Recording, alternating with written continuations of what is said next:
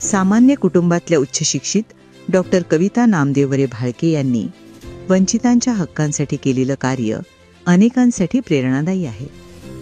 घरात कुठलीही राजकीय पार्श्वभूमी नव्हती, मात्र विद्यार्थी संघटनेच्या माध्यमातून त्यांना सामाजिक कार्याची प्रेरणा मिळाली. गावाच्या समस्या सोडविण्यासाठी राजकारणात आलं पाहिजे या जाणीवेतून त्यांनी राजकारणात प्रवेश केला. आदिवासी महिलांच्या सक्षमीकरणासाठी डॉक्टर कविता वरे यांनी कामाला सुरुवात केली. मुंबईतून सुरू झालेला प्रवास किसळ पारगावापर्यंत पोहोचला. शिनोळी पंचायत समितीच्या पहिल्याच निवडणुकीत डॉक्टर कविता यांचा पराभव झाला, पण त्या खचल्या नाहीत. 2022मध्ये किसळ ग्रामपंचायत निवडणुकीत त्या बिनविरोध निवडून आल्या. विशेष म्हणजे त्यावेळी त्या 7 महिन्याच्या गर्भवती होत्या.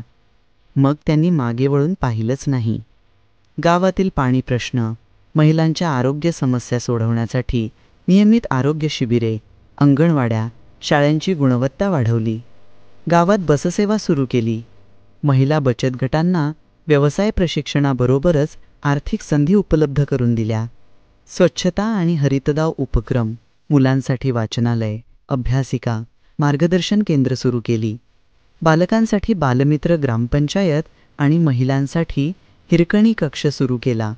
सरपंच म्हणून पदभार स्वीकारल्यापासून महिला स्नेही पंचायत कार्यक्रम डॉक्टर कविता यांनी सुरू केला.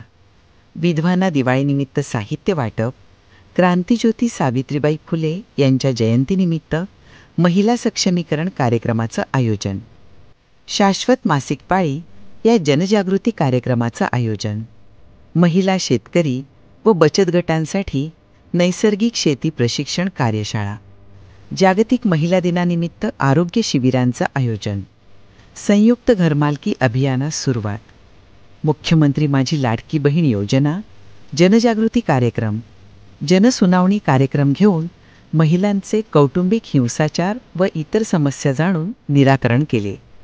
या सर्व समाजाभिमुख महिला सक्षमीकरणाचे उपक्रम राबविल्याबद्दल डॉक्टर कविता वरे यांचा सन्मान करताना महाराष्ट्र राज्य महिला आयोगाला आनंद होत आहे.